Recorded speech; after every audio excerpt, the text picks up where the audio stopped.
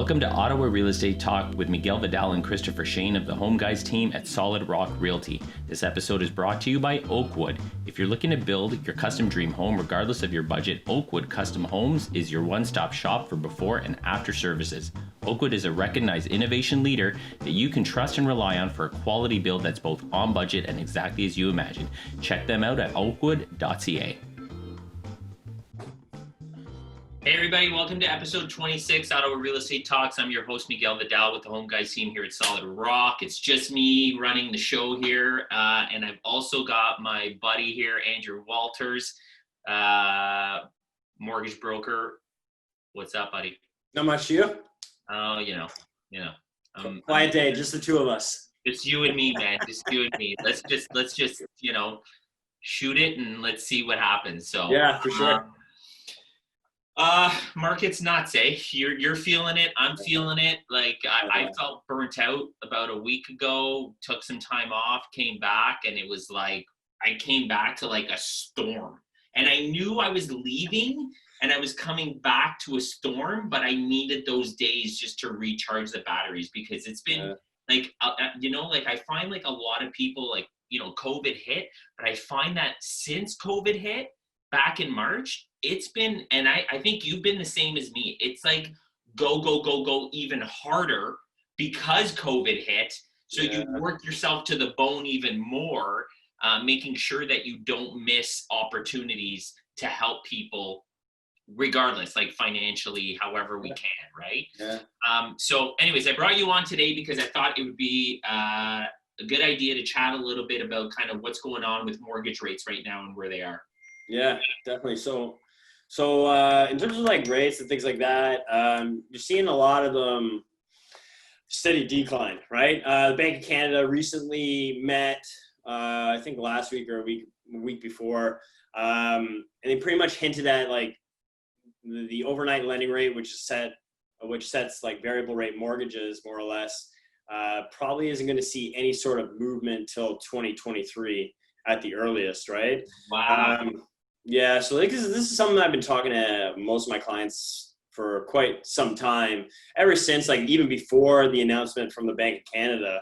Like you got to look at like the overall economic picture in Canada, right? Like Ottawa's a little bit sheltered because our main employer, again, I've probably said this on a couple of podcasts, is government, right? So government stable employment, people aren't losing any sort of employment, which makes the housing pretty stable here in Ottawa in terms of home values, all that kind of stuff. But you're going to see like with the interest rates, like when you look at Canada as a whole, because the rest of Canada isn't shielded like we are, you look at that total economic development, it's not going to be there. So the only other way to kind of stimulate an economy out of like this type of economic situation is by cutting interest rates and keeping interest rates low, right? Because on the flip side of things, think of like the economy as a car. You get in the car, foot on the gas pedal, right? Deficit spending would be like a foot on the gas pedal. Cutting interest rates is like a foot on the gas pedal as well, right? While in a deficit, like we're in one of the biggest deficits that we've ever been in. I think we're like close to like $1 trillion, right? Yeah. Increasing interest rates while in a deficit is like foot on the gas, foot on the brake, right? Like just common sense, like rates aren't going to go anywhere. Yeah. They have to stay low to kind of reinvigorate spending and things like that. But unfortunately, like, if you're in a fixed rate, you did a fixed rate over the last couple of years, you don't get to benefit on any of that kind of stuff. You're kind of just paying what you're paying. Yeah, for sure. So obviously it's beneficial to get into a variable. Yeah, I'm a huge, I would say like a fan of variable rates. And like once you variable is like one of the most misunderstood mortgage products on the face of the earth, right? And that's the reason why that is because most, I would say probably even as a broker town, Ottawa is like a very broker friendly city. Yeah. I would still say over 65% of people go to the bank to get their mortgage, right? And the bank does what's in the bank's best interest, and how penalties are calculated, client retention, all that kind of stuff. Like fixed is like ingrained in people's mind frames, right? Yeah. So like if someone comes, it's kind of like sits down with me, it's like trying to shift that thinking with them. Okay, cool. Yeah. So variable it is. Okay. Yeah. Like, you're looking at. Andrew's telling you go variable. Stop being idiots and go variable. Yeah, like, So what you're saying is essentially that rates on a variable standpoint and fixed as well are going to stay low until about 2023. Yeah, it's a downward trend. Like, at worst, they're going to stay same. At best, they're going to go down. It's crazy because they're already insanely low. Yeah, this is historical low. Like, to give you an idea, like a 5-year fix putting less than 20% down, you could get a 5-year fix at like 2.19%. That's insane. I've seen variables like under 2. Yeah. If you've done a variable in the last 3 to 5 years, with all these interest rate cuts, like I have tons of clients right now that are paying less than 1.5% on their mortgage right now. Insane. Right? It's insane. Yeah. And okay, so I mean, have you had any, like, I mean, it's crazy right now, right? Like values, like there's no rhyme or reason for what properties are listed for and then selling for. It's just, there's no inventory, right? Yeah. So it's not just happening in Ottawa though. I've spoken to agents in Toronto. It's the same thing there.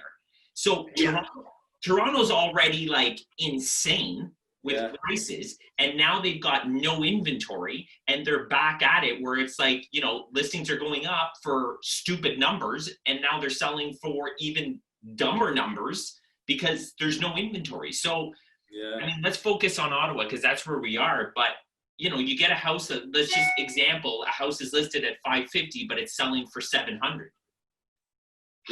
What happens with that when it comes to an appraisal by the bank? So like, in terms of like, there's going to be a big difference between, again, like using a bank and using a broker, right? Like when you go directly to your financial institution and you're getting an appraisal, like they'll say like, oh yeah, don't worry, Mr. Customer or Mrs. Customer, we're going to pay for the appraisal. It's all good. But what ends up happening is like the appraiser gets paid, let's say fair market value for an appraisal is, let's say $375, right? The bank pays that appraiser maybe $200, right? So they're like less incentivized to like do the appraisal for number one. Number two, the bank pumps so much business towards them. They're just getting the appraisals out. They don't take the time to look through everything. Right. So I actually came in across a situation where someone paid $837 for a home, but the bank valued it at, I think it was $795 or something like that. Right.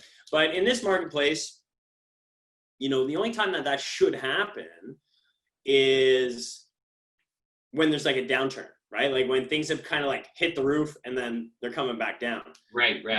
So like, like I've never had an issue on my end of things with a value.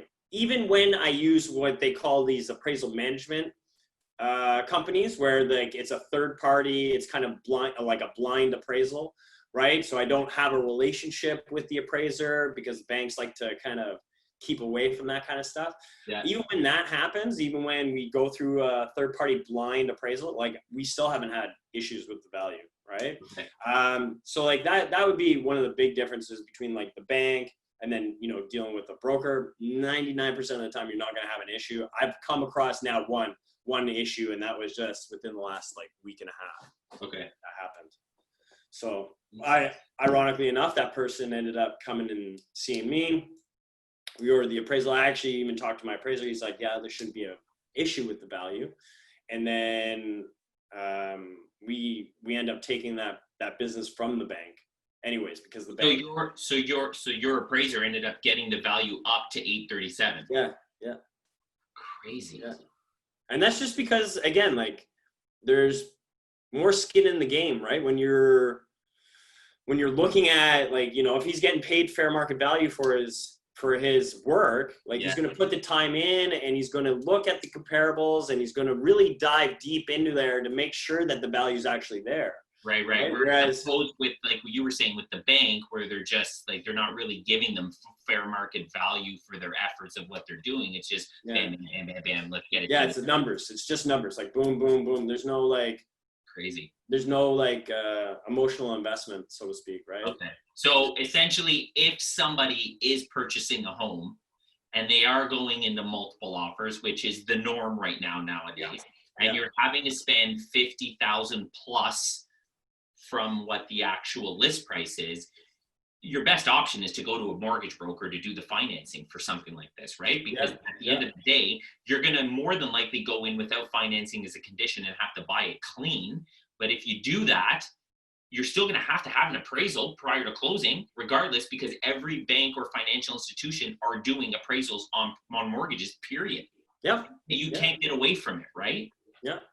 The like, you know, the other thing too is like if people are they want to go to their bank, like they have the relationship with their bank, that's okay, right? Like what I would tell people that are going to watch this, like if you have an issue with value, like let's say you paid, you know, $650 and the bank's like, oh, it's only worth $625. I would go get a second opinion somewhere else, and I would leave the bank in the dust, because like once they see $625, like that's all they're going to lend you, right? And if you don't have that extra 25 grand, you got to come out of pocket yourself, right? Right. So go get a second. So go get a second opinion if the bank's value comes in lower than what you paid for the property.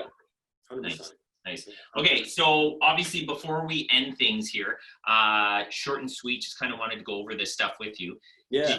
Did you see the article that had CMHC spending $250 million on a equity tax?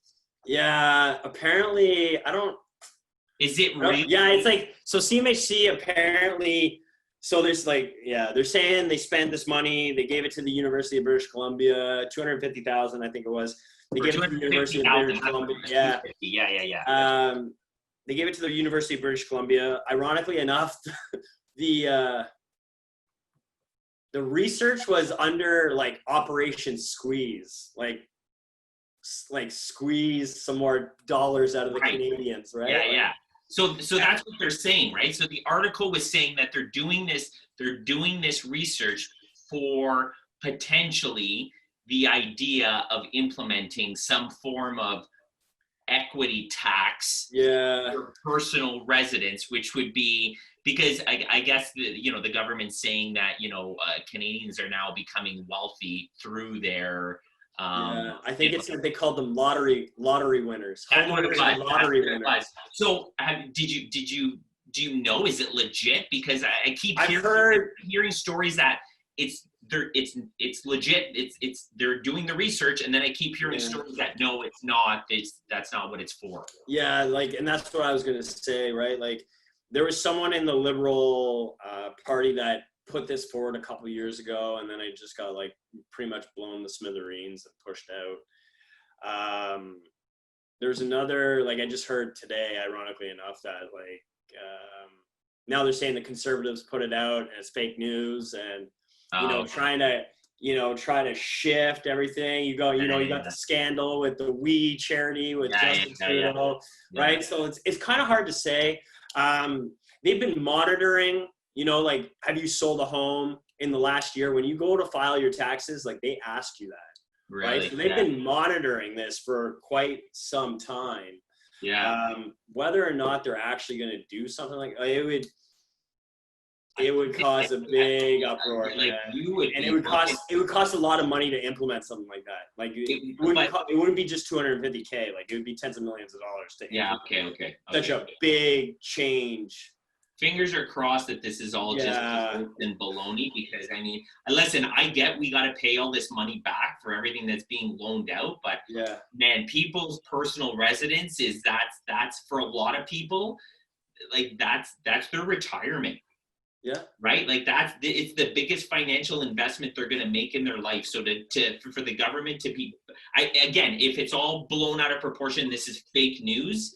As we're hearing down in the U.S., fake news, then that's awesome. But if it's real news, man, I hope it's not. Yeah.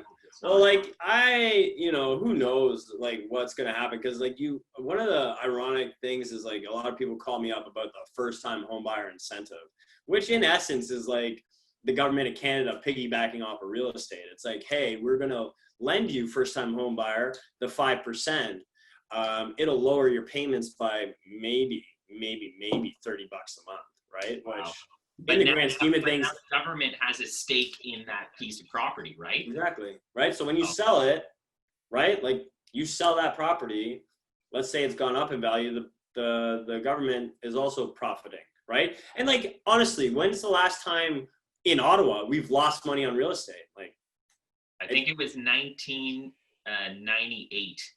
there you go, right? And like, people wouldn't sell in a market like that. And it was still, I think it dropped less than 2% total as a whole. So yeah, so it's like a minuscule change, right? Yeah, so yeah, for sure. Like when they kind of position it like, oh yeah, we'll also take a loss on your house. Like real estate, it's very rare that you take a loss on real estate. You just hold it long enough, you don't always make money, right? So the government's like kind of piggybacking off of that. So like when you hear stuff like that, like I wouldn't put anything past them, honestly. I just honestly, from my own personal standpoint, I hope it's fake news, honestly. Yeah, buddy. Yeah. Well, listen, this has been awesome. Thanks for coming on. Again, if anybody wants to reach out to Andrew, how do they get a hold of you, buddy? You can send me an email, andrew@andrewwalters.ca, or you can give me a call, 613-818-1906. He's a very informative guy. You need to be using him. So anyways, again, check us out online. You can check us out at ottawarealestate.ca or thehomeguys.com. Check us out on social media, Facebook, Instagram, YouTube. Podcast is also available on Apple, Spotify, and Google. And if we're not your realtors or mortgage broker, we should be. Thanks, everybody. Thanks, Walters. You're welcome. Cheers, buddy. Cheers.